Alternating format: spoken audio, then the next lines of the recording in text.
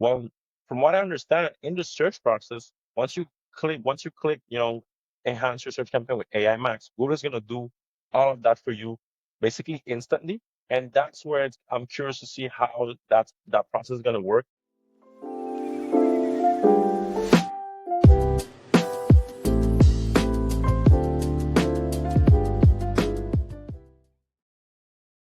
Welcome to another episode of Clicks and Commerce. We are on episode 10. I am your host, Yenanai, and this is my co-host, Fran Tony.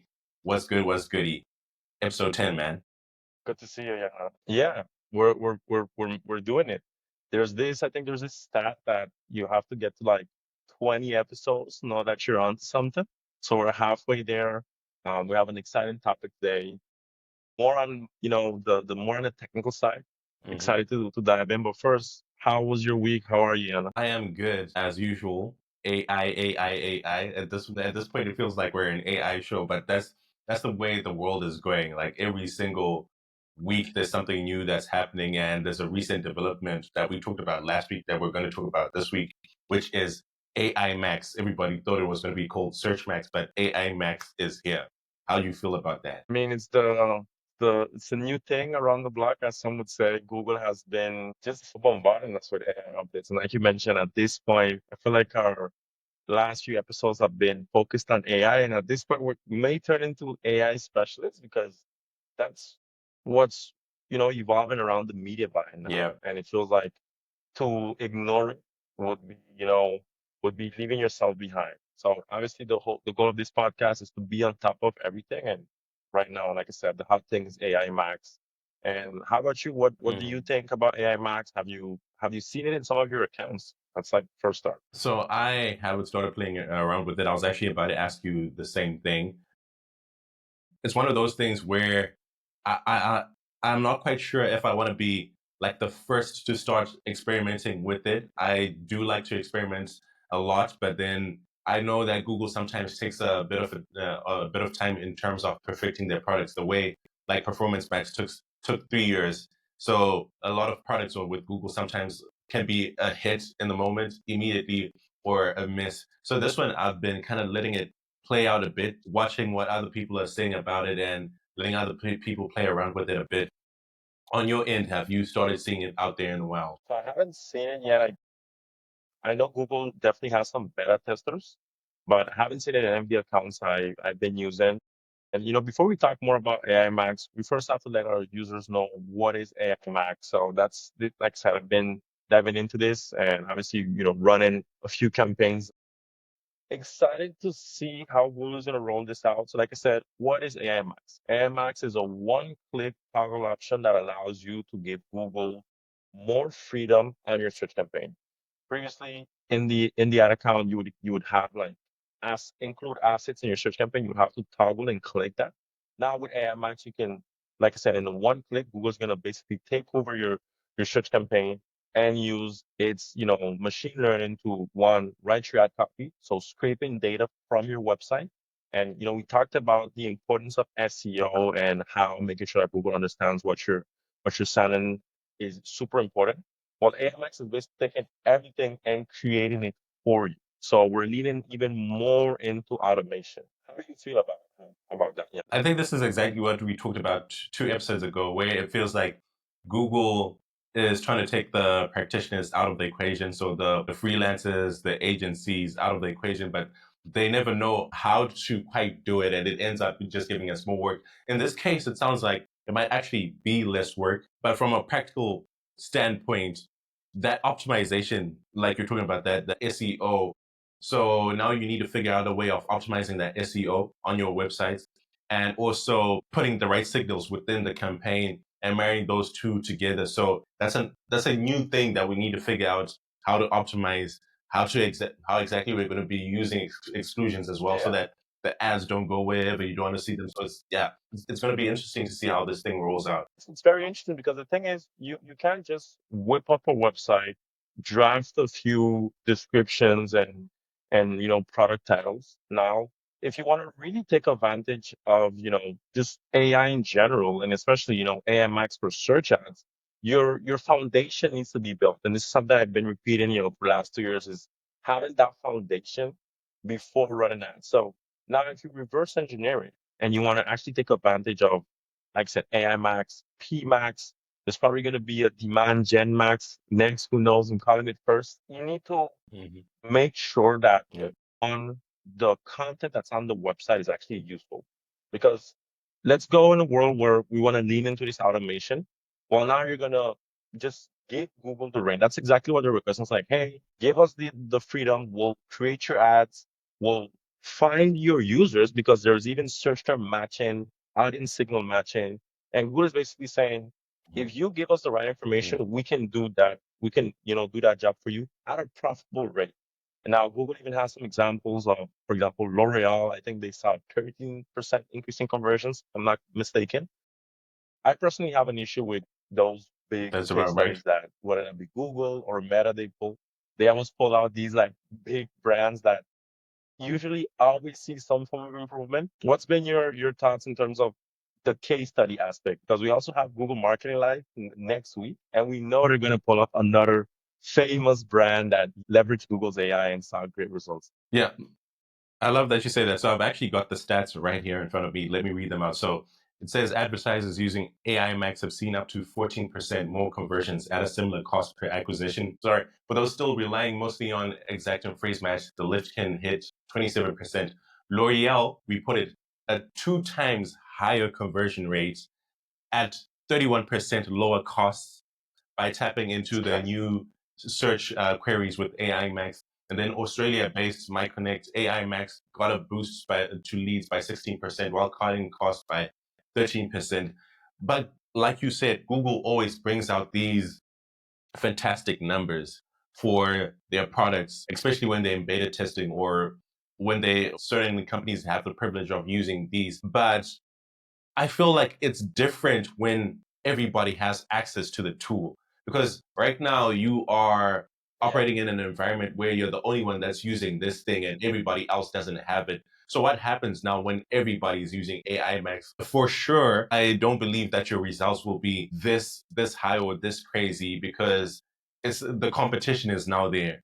So yeah, I do definitely agree with you that these case studies and these Yeah. examples that they do love to show are very exciting, but never really quite the Yeah. Yeah, and one thing that I like to point out is, when Google gives example like L'Oreal, we go back to that foundation. Like, how long have they been around? Like, how long has Google known this brand? How long have they been producing content, whether that be blogs, whether that be, sponsored links, sponsored posts as well? So, you know, in some Mhm. cases, it makes sense that a big brand with so much foundation like L'Oreal can benefit from this. But as you know, the smaller advertisers, the small businesses that are not as big, like you mentioned, we usually don't see those results because one, a lot of these brands don't have the foundation for this. Second, sometimes don't even have the budget to allow it to test. Like we're all probably through hundreds of thousands at AI Max, and with so much data, you're bound to get some good results. Like I said, when Mhm. you have that foundation, not saying they don't deserve those numbers, but that's usually the pushback I give Google when I see it. Another thing I'm thinking about is the impact on campaign strategy. Like if we refer back to Performance Max, right? This was one of Google's latest products. They evolved it pretty well in 3 years to the point now where we talked about this. You have a Performance Max campaign in every account. Do you believe that Google is going to replicate a similar product development with AI Max to the point whereas maybe in 2, 3 years we're all utilizing AI Max? And that's the ultimate goal with Google and any of their products, where they first make it optional and they're like, try this out, and eventually it's a must have. It's like, if you don't use it, then you're going to suffer. And then they start phasing out the old things that we were used to. That's usually the gameplay that Google uses. So AI Max will definitely Yeah, for be sure. forced upon us in a year or two. The timeline is the thing that might differ, but it's something that everybody will have to use. And it's a when you're talking to your client or you're serving a brand, that's definitely going to be a conversation that you have to have in terms of having a strategy for how to use AI Max and how exactly what you're seeing on other businesses that you're helping in terms of their SEO, in terms of their landing pages, in terms of pulling that rich data that gives you better results so that their machine learning can actually create better ads for you or the right ads. So that's a strategy. That's a skill set that you have to have because it's going to be a thing. No option. Yeah, content first, and that's what Mm. Google has been saying. Like they're even penalizing websites that are not up to date, that don't have the right content or not structured the right way. Another thing we're already seeing with AI Max, and this is similar to Mhm. PMax, and when you start to study Google, you start to recognize the patterns, like you mentioned. First, they roll it out, say, "Hey, test this," then they start forcing it. One pattern that I'm seeing again with AI Max is the lack of transparency at the start. Like, they're saying, "Hey, give us, one click toggle. We're gonna do all of this for you," but they're not necessarily breaking down the data. And I feel like Google does that to one first gauge how valuable it is, and then start sharing it. Because when you give Google, all of these options and this flexibility, your questions are always the same. What are you showing my ads? Who are you showing them to? And how are you making this possible? And I believe if we just take examples from PMax, maybe we may even see some scripts that give you insight into AMX. You feel like that's something the community is going to pull out?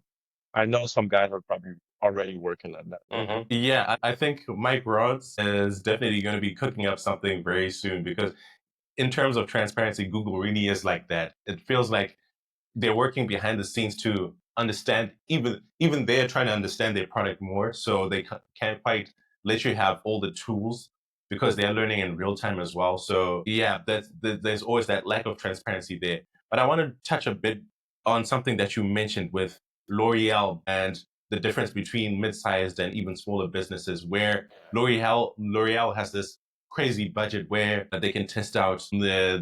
AI Max until they max it out. So AI max to the maximum. And Google has always been a platform where the more you spend, the more data you get.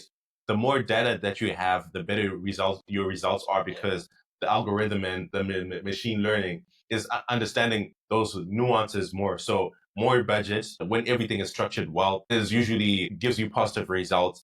And for sure, especially with something as new as this, smaller businesses or even medium-sized businesses in an economic environment like this with the whole tariffs and the whole kind of like the negative sentiments in the market right now, it might not be an easy sell to tell a CMO or business owner that you'll get great results, but you need to spend more in the beginning when they're looking at everything else. So it's a privileged status to be at a company as big as L'Oreal or whatever other company has early access to this to get those types of results. So yeah, I definitely do agree with you on that one. I just want to go back a bit into the how the creation of the ads is going to be.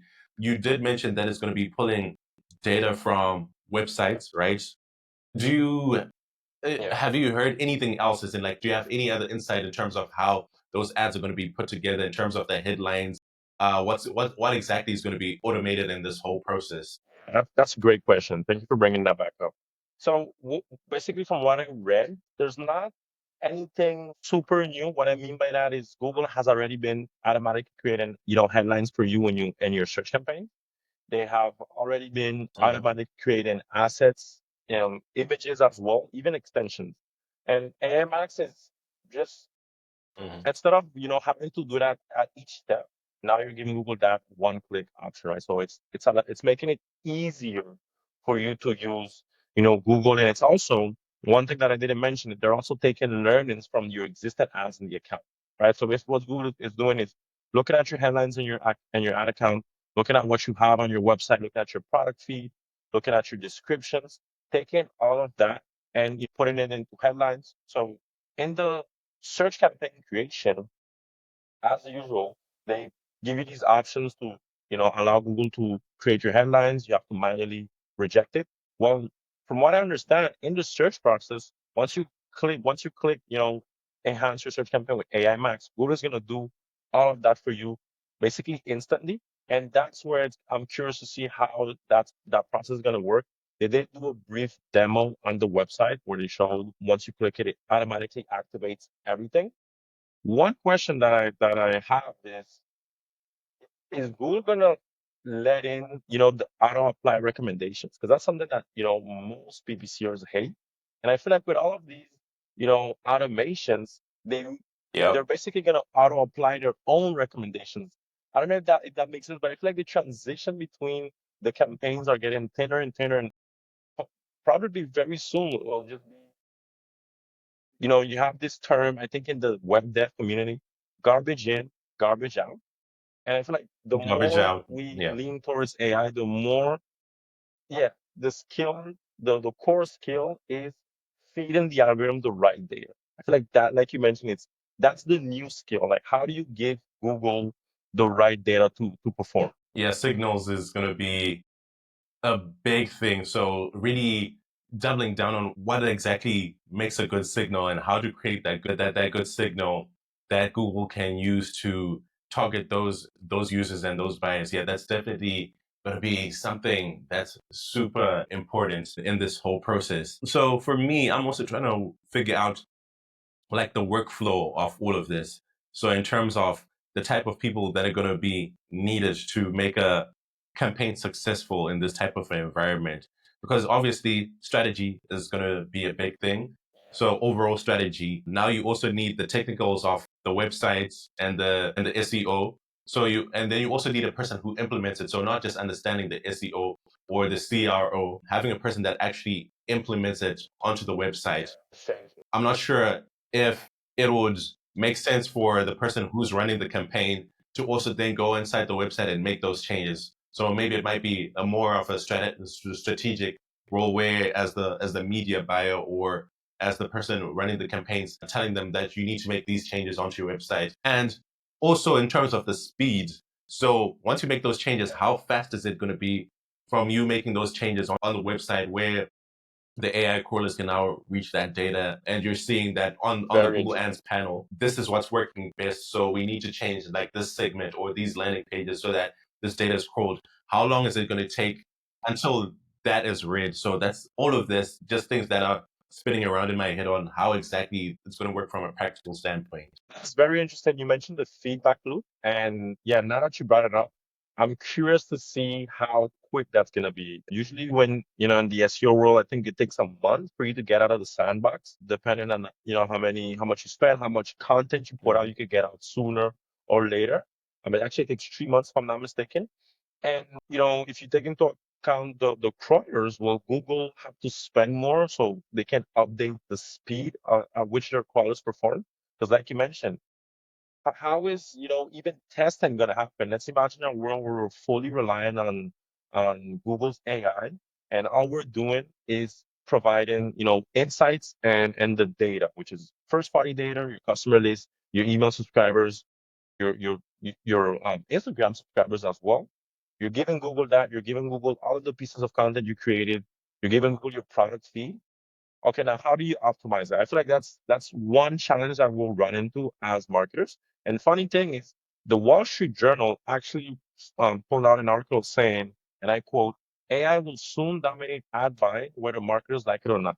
Now, obviously, this is from the Wall Street Journal. They're more on, I guess, on the general side. But when you look at how we're running ads Mhm. today, almost there, right? Performance Max, okay, you provide the assets, but in terms of manual bidding, like manual CPC, I truly believe like that bidding strategy will be Mhm. phased out in the next 2 to 3 years.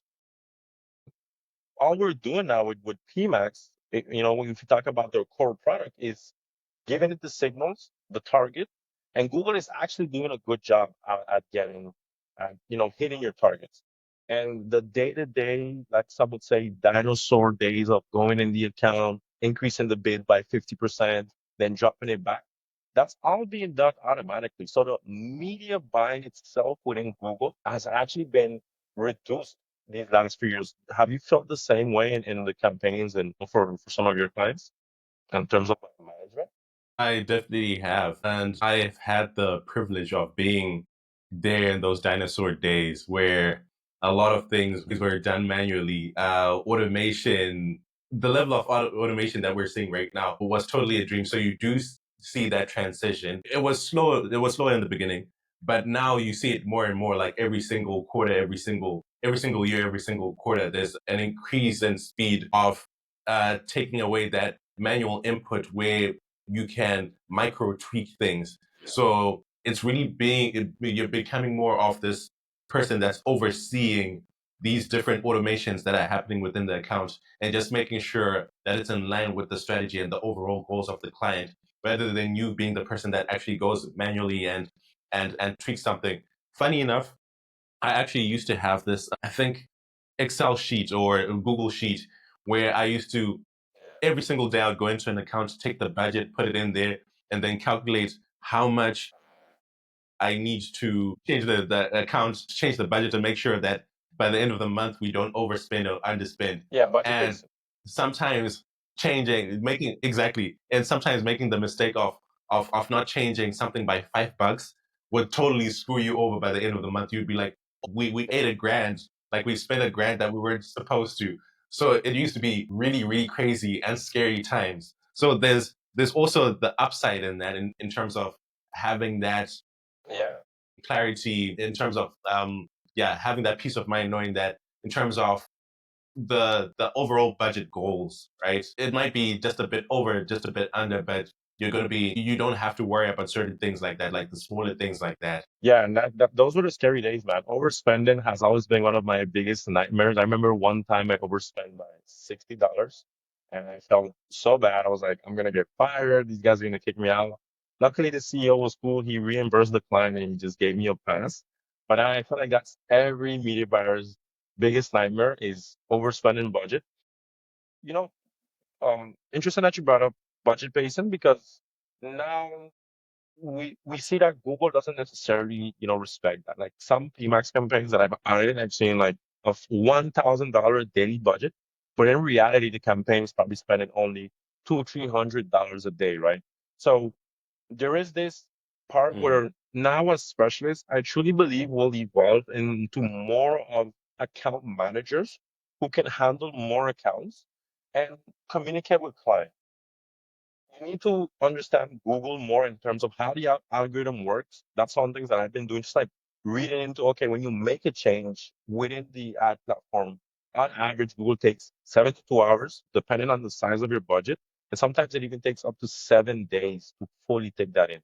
And our role now is basically being the bridge between Google's AI and the management of the accounts and communicating that to clients. Because at the end of the day, clients don't care about AI Max, they don't care about P Max.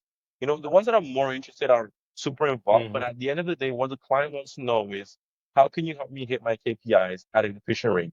And it's our Hmm. job now to you know take this into account and adapt. One thing that I've seen in the community a lot is a lot of pessimism towards the AI products. We're usually like, AI can do it better than us. We always Hmm. talk about this, but these tech giants are actually improving their AI products. Like it's actually getting good, not better than us, but it's getting good enough to a rate where you can start to use it a lot more.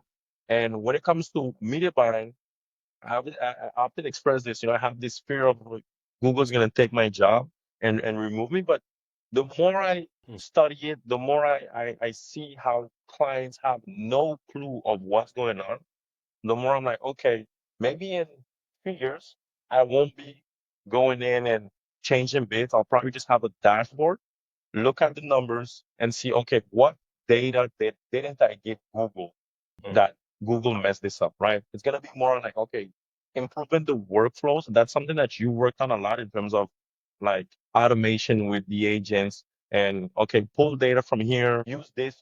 I feel like we're gonna become workflow builders and guide Google in terms of where to find the information so it can give us a final output.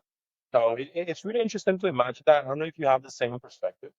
All right. So first, I want to say overspending by $60 is over cute. Try 3 grand. Back in the day, we once overspent by 3 grand. So yeah, that was a conversation, but we ended up finding a way to balance it out and make the client happy. So $16. Wow. Yeah. Yes, but yeah, going back to your question, I think in terms of taking people's jobs or taking the job of the media buyer, in PPC it's going to be a bit tricky because, as you mentioned, a lot of clients really don't know what's going on because we've got the perspective of having done this over years and understanding the evolution, so understanding the advantages and the downsides. So for somebody who is just fresh on the block to come in and even see everything is automated and then set up a campaign and run something that's going to be profitable, I don't think it's going to be as easy as it might seem because of AI. There is definitely a lot of pessimism in the PPC community and the media buying community because of AI, because you see things like where Microsoft, I think this week, so we're in the week of 60, right now it's 16 May, so we're mid-May 2025. This week, I think on Monday, Microsoft, with immediate effect, fired about 7,000 of its employees, and those roles are being replaced by AI.